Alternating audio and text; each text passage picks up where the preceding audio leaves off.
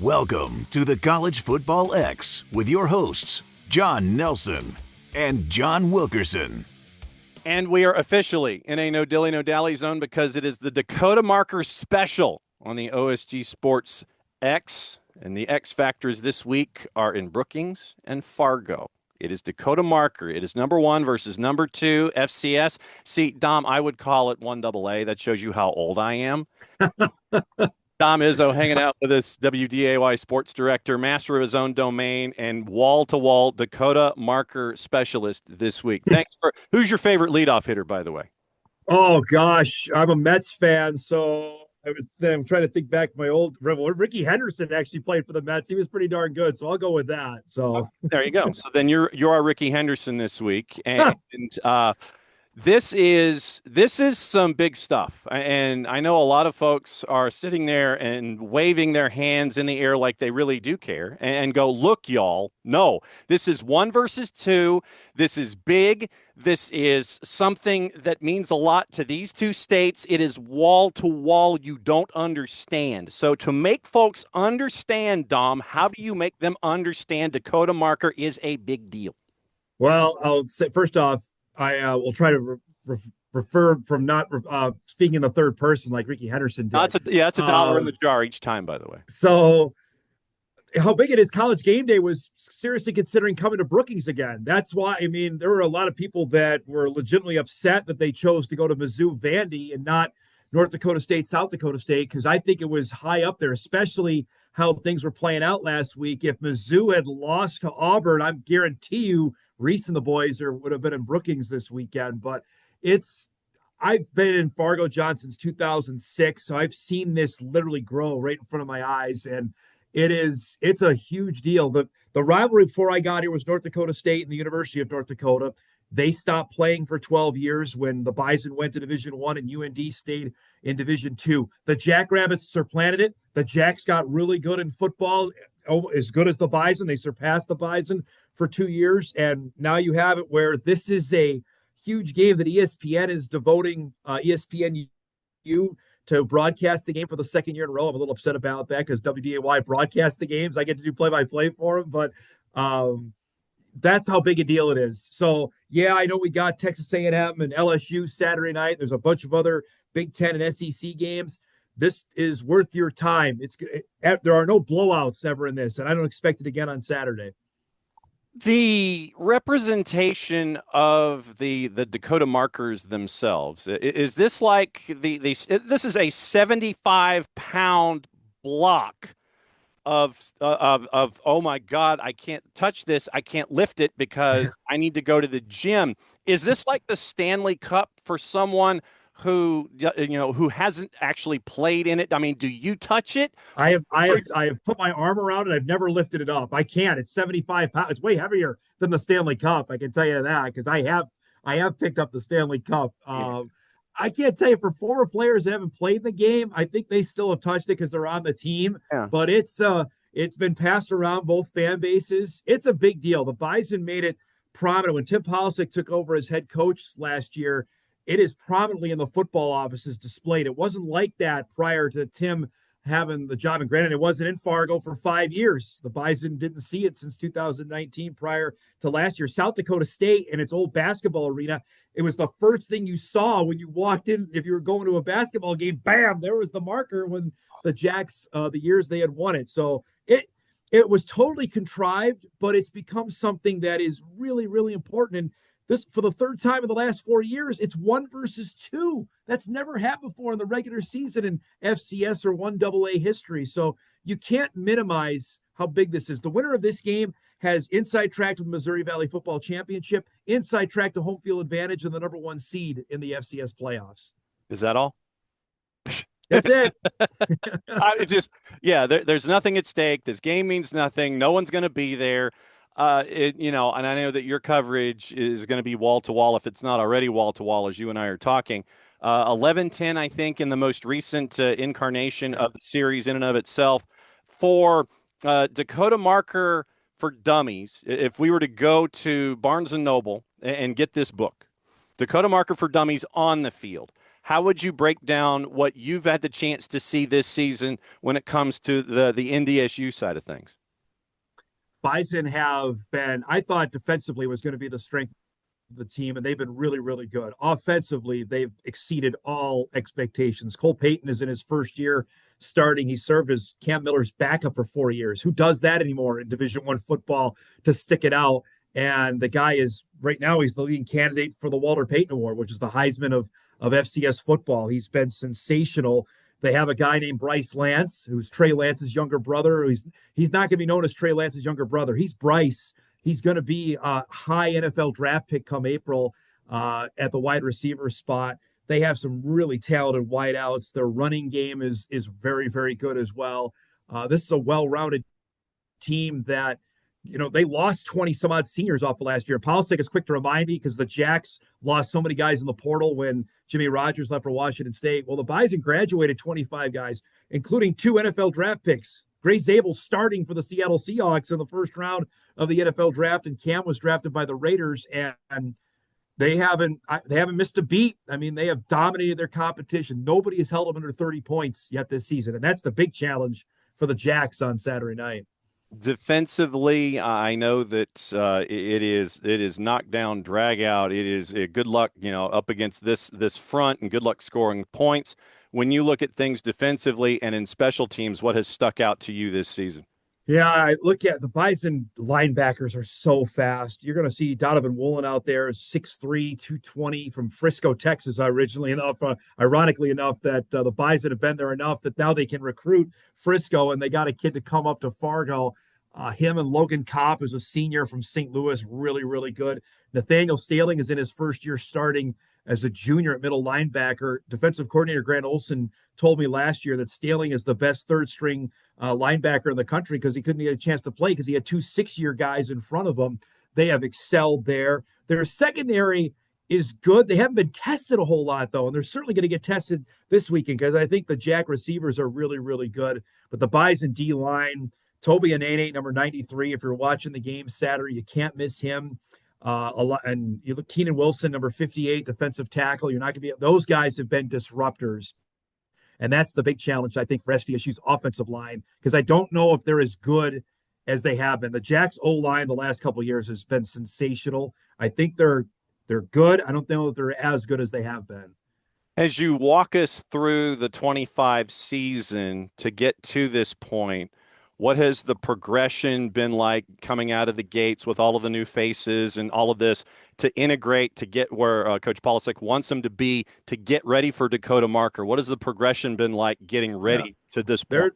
They're trending in the right direction. This is the second half now of the year, so the race for the conference and home field, as Polisic told me last week, this is where it all begins. I think if you watch the first quarter of the first game this season at the Citadel in a pouring rain, it looked like a clunker, like this is not going to be good. And then the rain stopped and the Bison took off from there. And non-conference, they weren't tested. They just weren't. The Citadel and Tennessee State are not good. SEMO's normally a pretty good team. They're not good this season. So they came to the conference opener against South Dakota, and South Dakota's a team that have beaten the Bison the last 2 years, and NDSU hammered them. It was 51-6 or something like that. And then they beat 2 more top 10 teams in Southern Illinois and Illinois State and won those games by 2 or more scores. So it's been steadily getting better. Last week was a really odd game with the game at Indiana State because it was delayed for 2 hours at halftime because of lightning. And it was only a 10-7 game at halftime. And they came out of the second half. The Bison outscored them 28-rip in the second half. So they've been slow starting the last couple of games, and then they've just turned it on and just avalanched. They can't do that Saturday. They can't come out of the gate slow, or the Jacks are gonna pace it, because it's gonna be wild environment down there. It's really gonna be rocking. Another couple of minutes here with the master of his own domain, WDAY and Midco and Choice D, all the above, audio, video, all the medias. Catching up with our leadoff hitter this weekend, getting ready for Dakota Marker. All right, I need you to dig into your depth chart a little bit. We talked about all the shiny objects. We talked about the studs and the stars. Give me someone who's a foot soldier that is not, right there. Like if you and I are doing the open for Midco, and I'm in the booth, and you're sitting there going, dude, Nelson, what are you doing here? And we do the open, title over wide. We're calling the game. You know, you sit there and you're introducing wins and losses, and hey, what a great environment. You know, you got the crowd shots, everybody going berserk. We go to players to watch. We've done players to watch. Give me someone on that second level that if you sit there and go, if this guy is working, then things are going well for NDSU. Who would be that second level guy below the radar guy or group that would be for you? I'd say, oh goodness, Kelton McCaslin, other defensive end, 92. If he's getting home, then things are going well, because that means all the attention's on Anene at 93 on the other end. So if Kelton's causing havoc for Chase Mason, then things are probably going to go well for the Bison that night. Offensively, Reese Kessel's a name that comes to mind, 81 tight end, that he's a redshirt freshman who's just blown up this season. And you look at all the attention on the wide receivers, and Bryce gets a lion's share of it, as he should. I don't know how you guard a 6'5" tight end. The Bison have a guy who can go down the seam and make plays. If he's doing that, again, it might be a really good night for the Bison if those two guys are hearing their names on Saturday. 6'5" H-backs that end up as X's or Y's. Yeah. To quote Derek Wittenberg in the 30 for 30 Survive and Advance when he was talking about Ralph Sampson, that man is a problem. Yeah. Traditionally, that's exactly right. That's what those dudes are. You get somebody who's 6'5" out on the edge, and you're going, okay, that's a matchup problem. I need a step ladder or something. And it's ironic because the Jacks have had the trademark on that. You look at Tucker Kraft and Dallas Goedert, the Bison could not handle those guys, and those are NFL guys that the Jackrabbits have produced. I'm not saying Kessel's an NFL guy; he's a redshirt freshman, but he's got the body type to be a problem. Yeah, and Goddard has been helping me on on fantasy for the last couple of weeks. I don't know if I'm supposed to admit that to you in this segment. He's all right, man. He's pretty good. All right, so if you would please, sir, cut the promo for me with everything that you're doing at DAY, audio, video, new media, all the things, and prep and getting ready for Dakota Marker. What are you doing to blow things up? Yeah, we're all week long. I mean, I have my own show every day from 9 to 11. We have constant guests on it the entire week. We have our newscast filled with, stories, every night at 6 and 10, at least a story a day, maybe two. Then we're doing our pregame show down there live on location in Brookings on Saturday morning, visiting with the head coach right before we're going to do as much as we normally do outside of actually doing the game. That's, we'll do as much, if not more, than actually producing the football game. We do a post-game show live on our website right afterwards. So it's packed. This is the weeks you get up for. Last week with Indiana State, we kind of knew the result. Unfortunately, in FCS football, 98% of the time what's going to happen. It's the 2%ers like this kind of game. You just don't, and that's why it's so much fun. And it's going to be a late night Saturday, but I'm really interested, John, what the TV numbers are. ESPNU's not readily available, I know, for a lot of cable outlets up here. I know both schools are disappointed the game isn't on ESPN2, so that's going to hurt viewership. And I'll say selfishly, I know we would have got more people to watch on WDAY. I know that in a heartbeat. But I'm hopeful that it gets some national pub and, not just a little nugget on game day that Reese Davis says, hey, the Dakota Marker's on the line. People know, I think, when they watch game day, who that involves. It's not like, who plays for the Dakota Marker again? No, I think they know. No doubt about it. Sports director, DAY-TV. He's got his own show, The Hot Mic on the audio side, 970 AM, 93.1. The pride of Oswego, New York. Tom, it's great to see you, my friend, and we are so looking forward to it. I mean, seriously, I'm tossing to break, and look at this. I mean, look at this, man. This is this. Well, I did my job then. Yes. Well, I mean, yeah, but the fact that we get to talk Dakota Marker and get to share it with our audience south of the Mason-Dixon line, can't thank you enough.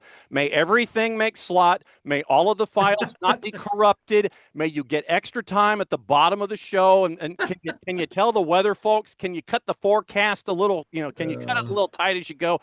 Thanks for being a part of the show, and thanks for the education on your half. We will catch up with you soon, my friend. Yeah, thanks so much for asking, but I really appreciate it. We get the Brookings side coming up after the break. Scotty Kwas as the X continues after this.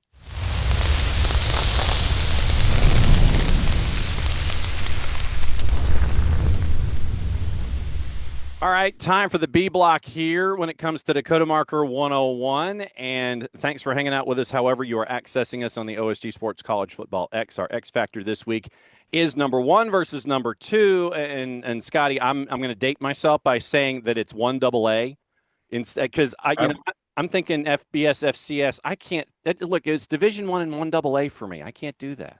Even when we made the move, I was still 1AA in my head. So I've got the gray here. So I'm with you. So Scotty Kwas is going to be hanging out with us to give the Brookings side of things, where it's all go Jacks all the time. Are you going to be upstairs, downstairs, or getting lactic acidosis running stairs for this one? Where are you going to be? This week I'm on the sideline, so I've got the best seat in the house. So I've done a little bit of everything. We've had TV obligations this year, so I've been in the box doing play-by-play. I've done sideline.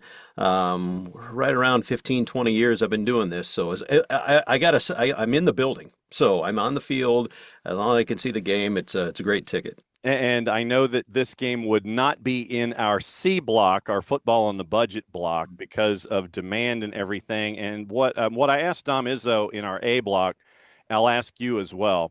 When it comes to Dakota Marker, what does it mean to these two states? This is literally Dakota Marker for Dummies. We're going to Barnes and Noble, or we're going to the campus bookstore, and we see Dakota Marker for Dummies. We grab that book and we start reading from it. Those of us that are not up there in the Dakotas, what does it mean to have this 75-pound trophy that is the end of it all in number 1 versus number 2? It's a heavy dose of respect. I think there's going to be a little chapter about history. We're gonna break down the history. This goes way back to the settlement days, and there is literally large, humongous markers that I think were 8 or 9 foot tall that were along the border. So they met at the border when they created this rivalry, or created this partnership, if you will. As we were making that transition from Division II to Division I and FCS, they partnered and say, let's do this together. And it really worked out with travel partners and schedulings and that kinds of stuff. So there's going to be a history lesson in there. And then, of course, there's the battle just between South Dakota, North Dakota. There's just this natural rivalry. It doesn't matter if we're talking bushels of corn or pork belly prices or football scores. We're going to have this little competition. So it really was ramped up because they have North Dakota State. We have South Dakota State. In equal distances in both states. And so you've got your in-state rivals, but then you've got your cross-border rivals. And so, yeah, it's a little, yeah, you see a lot of the same threads, though. These coaching staffs know each other. There's so many, I call them tendencies or similarities between the way they do things, that blue collar. And there's a couple in this town. There's a couple in Fargo that are they've married cross the party lines, if you will, where there's husbands and wives that one went to South Dakota State, one went to North Dakota State, and so that's a deeper question is how did that happen? But they met each other, and so there's a friendly rivalry in there as well. House divided with Dakota Marker. That one to me, we do experience that one here in the SEC, where you have Sure. Southeastern conferences and the names of schools during a particular week that you don't mention by name when you come up with nicknames and stuff, and you mention, they went to the other school and those kinds of things. You just kind of sit there and put them off to the side for that week. 11-10. If I remember correctly, in the current iteration of it. So it's dead even. I think this is the 4th time of number 1 versus number 2 in 1AA. I mean, this is something that is incredibly special, and I don't think a lot of folks know about it, and they really need to know about this one. The season so far for the Jacks, what has it been like to see them progress to this particular point? It has been a roller coaster, obviously, with the coaching change that happened in the offseason. The previous head coach, Jimmy Rogers, goes to Washington State with the Cougars there. And so when that happens, it happens right over a Christmas break and the holiday break, Thanksgiving break. And so everybody's scattered and everywhere, and it was probably a case of if, not when, or when, not if. You could see the writing on the wall. But then, okay, well, how do we find a new coach? As they get a new coach on board, who is a former Jackrabbit, had played here, had coached here, had come back, then I think that kind of calmed the waters.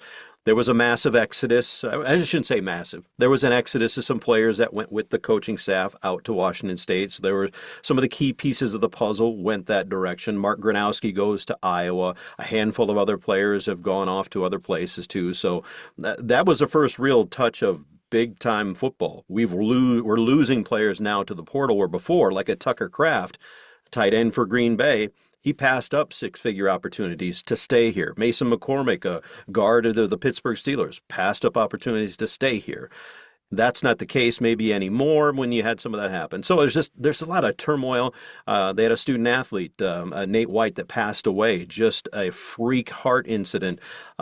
He had only been here maybe 6 to 8 months, but as a football team, you bond. So all this happens. You get a new Chase Mason, the quarterback, a South Dakota kid. So there was a lot of, I don't want to call it drama, but there was a lot of storylines before we even played a snap of football. And it felt like the football season never ended from when the season ended at the semifinals at the Fargo Dome to when the season started. There was always something happening with the coaching changes, the student athletes coming and going, and everything that was going on. It never felt like the season last year ended. And you look at how things have gone this year, obviously running the table, 7-0, 2-0 in conference. Took care of Sac State. Montana State was an early test where you go to double overtime. Drake, you win by 16. Mercyhurst, no worries there. Youngstown State, a perpetual team that should be reckoned with in 1AA. You win by 5. Northern Iowa, no problems there. Murray State, no problems with them. And that brings you here. So who have been those? So if you and I are pushing everybody off to the side, we're doing. We're going to take this two separate ways. If you and I are doing the TV broadcast of the game and we are up in the booth, music hits, title card over wide, you show the records, number 1 versus number 2, pageantry, tailgating, all that kind of stuff. We do our open, and then they go to the players to watch. For the Jacks, who do you think would be those players to watch coming into this matchup in number 1 versus number 2? I mean, we have to start talking about the quarterback. I mean, because Chase Mason got injured last week at Murray State. Luke Marble, who is a redshirt freshman from Smyrna, Georgia, Atlanta area, comes in and kind of gets his feet wet and starts rolling. And I mean, there was a ball he threw into the wind that was just incredible. So we got to start with quarterback talk. Who's the Jackrabbit quarterback? That's going to have to be a player to watch. I think on defense, can the Jackrabbits contain that run game of the defensive line of South Dakota State? They've had the same 4 Iowa guys up front battling up there. So I think in terms of South Dakota State, you got to watch that. On the other side of the ball, Brooke Pino, the running back for North Dakota State, they're going to try to run the ball. That's always been. I watched the press conference from Tim Polasek, North Dakota State's coach. He had the stat sheets and he just ripped them up. Here's what we can do. I mean, the stats really don't matter. It is going to be about player personnel, players to watch. And Cole Payton, he is, I think, under the radar in terms of dynamic quarterback. I don't know if I can say that about a number 1 ranked team, but he hasn't had the headline, hasn't had the flash, but I think that's kind of his style too. And Dan Jackson, the head coach at South Dakota State, knows Cole from the Omaha area where he grew up, remembered him as a ball boy at the high school. So everything about everybody, but I think, the quarterback play on either side of the ball, the Jackrabbits defensive line against the running backs of North Dakota State, those are matchups I want to watch. And I never thought that I would hear a Campbell High School product referenced when it comes to the Dakota Marker. That is definitely something I'm going to sit there and go, wow, Campbell High School in Smyrna. Did not anticipate that on my bingo card. So then we've gone through players to watch. For the Jacks to be successful in this game, I want to go second level because I know a lot of folks are going to sit there, they'll look at the open, and you're going to have all the close-ups on all of those players that we've been discussing here. What about the foot soldiers, the ones that may not necessarily get all of the publicity all season long, but if you're watching Jacks football, that, yes, these folks are doing well, so I know we're doing well on the whole. Who are those second-level guys that don't really get a whole lot of pub that would fit there, you think? In terms of a Jackrabbit side of the ball, our defense, our secondary, they've gotten tested pretty early. I think they see our defensive front pretty good. They see our 3 linebackers excellent. But I think they see our secondary, our safeties, and our corners. We've had a handful of guys early on that floated in and out of that. In terms of South Dakota State, they've had some seniors, some new guys that stepped in. I have to look at my sheet just because there's been guys that have rotated. But Look at the sheet, baby. Let us know. Like Kobe Brett's a guy from Omaha. We've had guys that transferred in from different places. So beginning of the year was kind of get to know him, like who's that guy out there. Isaiah Johnson too at our right corner too. He's one that's really come on. They've said every week he's just stacked and stacked. Our corner is our defensive secondary. Yeah, Cole Payton can run the ball, but if he starts throwing the ball against our secondary, how will they perform? There's been instances, we've had some, the turnover game has been in our favor a number of times. Last week against Murray State, we had a handful of interceptions there. Can we do that against this North Dakota State team? I think that would be a question mark for me if I'm going to watch that part of the game. Now, when it comes to the actual physical trophy, and I asked Dom this question too, and I'll ask it of you, and if you have intimate knowledge of the other 6 on the radio crew, and you might have seen anecdotally, do you treat it like the Stanley Cup? If you're a player, you touch it. If you haven't played and you haven't participated in one, you don't touch it. How do you and the rest of the guys there on the network view the Dakota Marker physical trophy? There is an empty trophy case at South Dakota State because it's not there. So, I mean, there's a spot for it. Where does it belong? So, it gets passed around. It makes the rounds. There's been a little bit of angst. As soon as the game is done, the winning team will run to that trophy. There's not necessarily the traditional Missouri Valley, let's shake hands. And there's a handful of guys that do that. But they'll make a beeline for that. And so as the game starts to wind down, I'll wander my way down there and get ready to get some images and some video to post on the network. But it is played for, and it's heavy. Yeah, it is not just for us sideline guys just to be toting around. If you're a big old lineman and you've been in the gym, you've been strength and conditioning, you can handle it. But me, I'll watch. Yes, exactly. I will let you handle that rather large trophy. I've in those instances where I've had the Stanley Cup around and everything, I'm like, look, I'm not touching it. I appreciate it. I didn't earn the right to touch it. And so that's why I ask. I've always kind of viewed these trophies, Floyd of Rosedale, those kinds of things. Did you play in it? Can you touch the pig? Is that cool? And that's why I wanted to see if it was the same way with Dakota Marker. What else should folks keep an eye out for? Because I know that the pregame that you guys are going to have is probably going to start Thursday night and go continuously 24/7 through kickoff, and you're going to go to like next Tuesday covering this whole thing. What else does the rest of the country need to look out for? What do we need to know when it comes to this game in and of itself, outside of the import, outside of the evenness in the series? What else do we need to know? It's going to be a lot. I mean, you start looking at rosters, there's going to be a lot of influence by the Midwest. And so I think there's always, oh, shucks, we're the Midwest. Maybe we don't deserve to have that ESPN team come here, So there's a little modesty of the Midwest. But at the same time, it's some pretty good football, some pretty technical football. If you're a football nerd, watch the line play, watch the pulling guard, watch. I love doing that on the sideline too when I don't have to pay attention as much. But I love watching. Don't watch the ball. Watch, like in basketball, watch the opposite side of the basketball and see what happens. The largest crowd we've ever had at Dana J. Dykehouse Stadium, which is a bit of a palace. We asked for the Cadillac and we got it. The last time it was the largest crowd ever was North Dakota State 9 years ago. We've had 19,000 plus fans.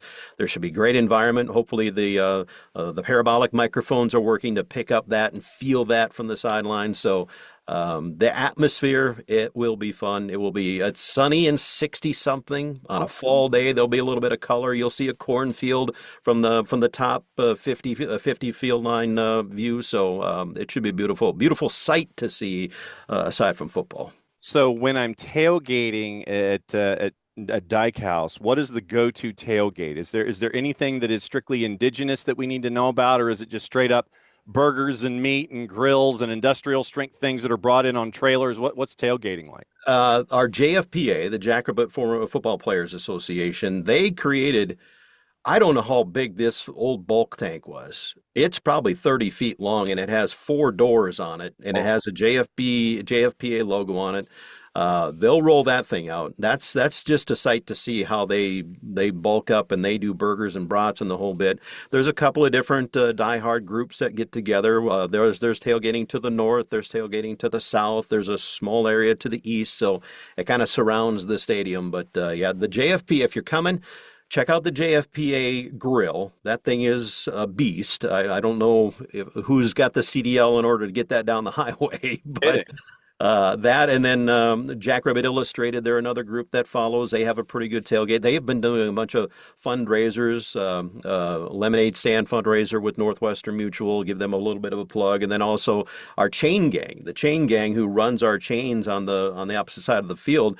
They've become notorious. Everybody's got their chain gang. That group of 8, 10, 12 guys that have been around for decades, maybe former athletes or former alumni, and they've got themselves a little tailgate with fences and picket fences and the whole bit. And they welcome the opposing teams in, the fans to come in and get some stuff. So those would be some hot spots to check out. I just had this vision of the tailgate, the chain gang guys where their fencing isn't normal fencing. It's like, makeshift yard markers, like the 10-yard marker.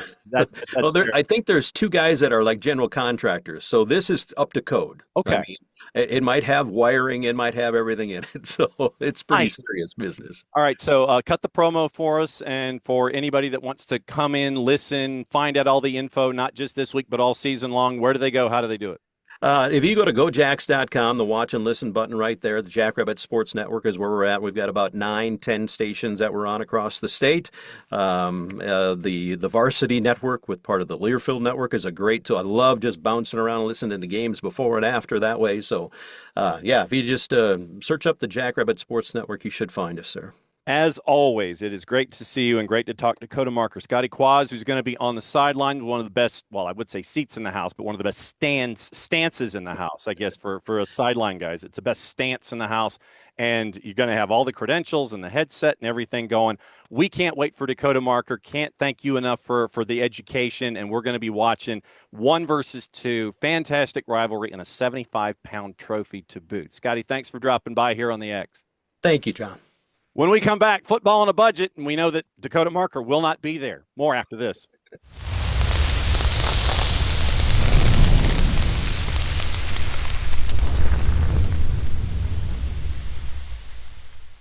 Welcome back. Last go round on the X, and that is Dakota marker 101.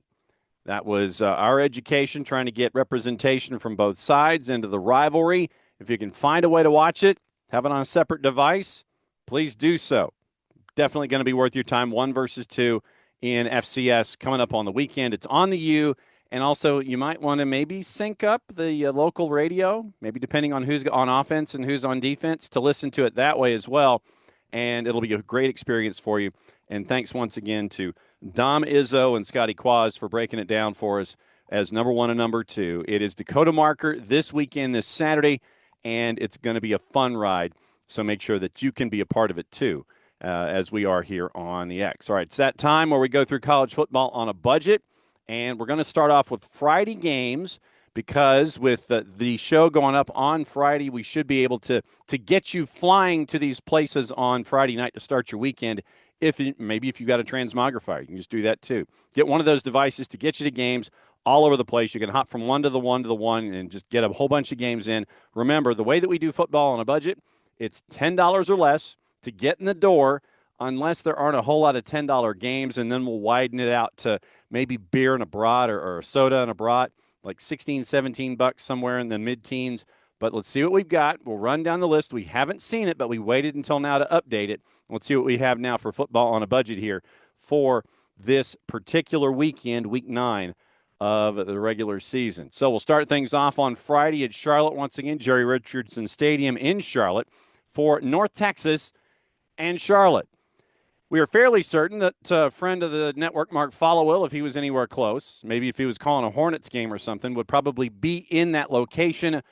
Get-in price $6 in Charlotte and North Texas, 25.5, and you're over under 60.5. Once again, if you've gone, let somebody else have the experience. If you haven't gone to sample it, go ahead and go. Say that you've been to Jerry Richardson. Get-in price $6 for North Texas and Charlotte. ACC matchup Cal at Virginia Tech, 7:30 Eastern at Lane Stadium. Get in price $10. Opportunity to get in for $10 for Cal and Virginia Tech at Lane Stadium. Get to hear a little Metallica, $10. Virginia Tech, 6.5, 50.5. I like the number. I don't like the total. So Virginia Tech, $10 get-in in Lane Stadium. That is definitely a get-in for the get-in right there. Saturday, and we'll kind of also look at ones that are not football on a budget material. Rutgers and Purdue is at Ross 8 at noon Eastern on the Big Ten Network. On B1G, get-in price $8. Rutgers, 1.5, 58.5. I like Rutgers. I don't like the numbers, so maybe Rutgers and the under if you're looking for something like that.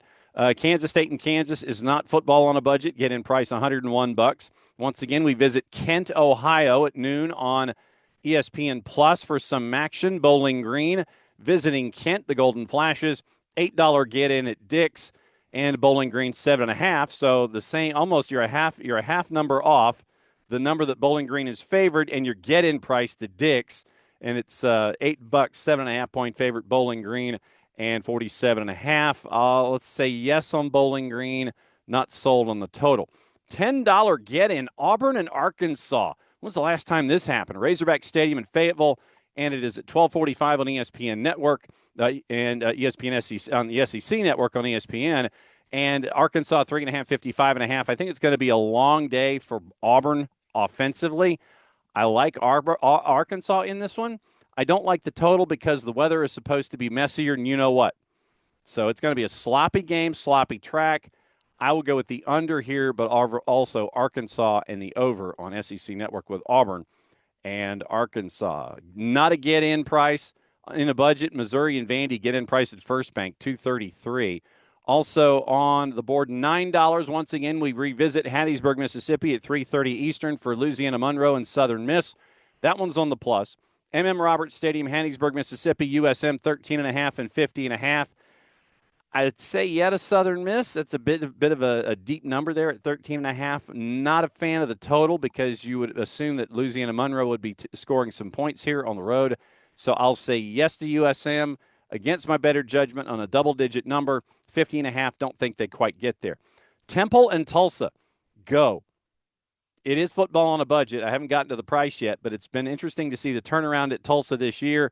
And it is Temple and Tulsa, 3:30 in the plus, get in price $6. Temple, 5.5, 55.5. I like Tulsa in this one. I'll take the points. And 55.5 seems to be a fairly common number. I don't know if we get there, but I would say Tulsa and the points. Also on the board, $10, Husky Stadium, DeKalb, Illinois, Ball State and Northern Illinois for some action on the plus. NIU is 5.5, 42.5. I like Northern Illinois, and I like the number. It's a low number, so let's say over the 42.5, and NIU gets to cover the 5.5 as well. If you're looking for not on a budget, $90 to get into Jones AT&T in Lubbock for Oak State and Texas Tech, the number 14 ranked team in the country. $6 to get into the Hard Rock. Once again, ACC football, Stanford and Miami, 7 o'clock on ESPN. Get in price $6 at the Hard Rock. Miami, 30.5, 45.5. I think it's going to be a long day. I'll say yes to Miami just because Stanford, I don't know if they can help out to get to 45.5. I think it'll be close. Maybe 47 by the time you're done, but I think that Miami takes care of business, and I think that 45.5 is going to be hit hard as well. Not on a budget. Michigan State, $97 to Spartan Stadium. Also not on a budget, Rice-Eccles for Colorado and Utah at 10:15 on ESPN. So those are not football on a budget, but you do have a decent run of what can be available to you in the Division I, the FBS.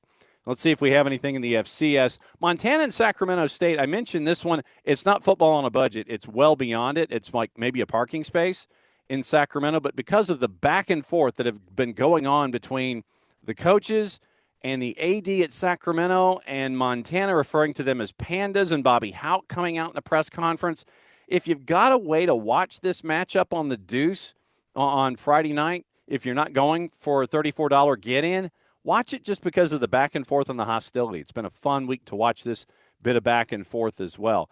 In FCS, my bad, Penn and Yale The Yale Bowl available to you, $10 get-in, noon Eastern on the Plus. If you haven't been to the Yale Bowl, it's one of those historic venues, so I would say yes to the $10. I would also say yes once again if you've never been, and if you've been, go back because you're getting the colors to start to turn, so it's going to be a fun environment. $10 get-in for the noon kick at the Yale Bowl. Penn and Yale in the Ivy League. Bryant, Rhode Island is not a budget item. $102 at Meade Stadium in Kingston, Rhode Island, by the way. That one's a little bit off the charts. $13, so it's a budget and a soda for Brown and Cornell at Sholkopf and Ithaca, and also for St. Thomas and Stetson in DeLand, Florida at Speck Martin. So $13 each for those. $11, Illinois State and South Dakota State, 2 o'clock Eastern time at the Dakota Dome in Vermilion. So we allowed 11 just because it's kind of close. $9 Eastern Washington and Weber State, Stewart Stadium in Ogden, Utah. I'm sure it's great visuals. We've already been this year, so if you haven't been, go. $9 get-in Eastern Washington and Weber State. Kind of close. Tarleton State and Eastern Kentucky. You get to see the number 3 team in Division I AA and FCS on the road at Roy Kidd in Richmond, Kentucky. Also on the board, it is, I'm trying to see if there's anything close. You've got some that are close. You've got soda and a brat. Kibbe Dome is $18. Forterra Stadium in Clarksville, Tennessee for North Alabama and Austin Peay, $12 there. Indiana State, North Dakota, $14 at the Ailrus Center in Grand Forks, North Dakota. Then it's $20 to get into Stephen F. Austin, East Texas A&M, and that's about it. Not on a budget. North Dakota State, South Dakota State. Figure we end with that one. It's on the U, 8 o'clock Eastern. Dana J. Dykehouse, Brookings, South Dakota, get-in price $92. It is listed as a sellout on social media, but $92 get-in. It's probably through secondary marketplaces, so we'll see what it looks like there. That's your rundown for football on a budget. Once again, Dakota Marker 101 here this week on the X. Once again, thanks to our guests from both sides, and it was a great education. Hope it was for as much for you as it was for us here on the College Football X at OSG Sports. Remember, Sunday, that's our wrap-up show. We get to tell you about everything that happened during the week, get you ready for the week that will be, and we'll keep an eye out what happened in Week 9. We'll see if we got anybody fired for the 5th week in a row. That's another go-around here at OSG Sports. For everybody here, to all of you, thanks for hanging out with us. Play it safe. We'll catch up with you soon and next week. So enjoy the games in Week 9 here on the X.